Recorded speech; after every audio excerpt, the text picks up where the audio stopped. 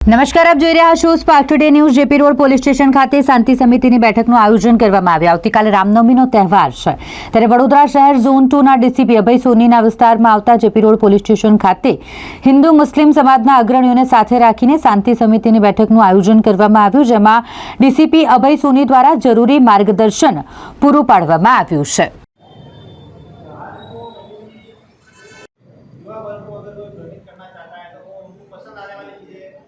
की बात नहीं हमारे को देखिए ये समझ जो है वो आपको होनी चाहिए। दिक्कत क्या है कि गाड़ी में या फिर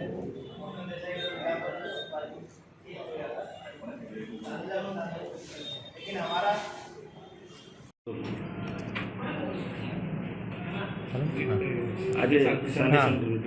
आज वडोदरा में तांदला खाते पहला फूट पेट्रोलिंग रखवा आवेली थी।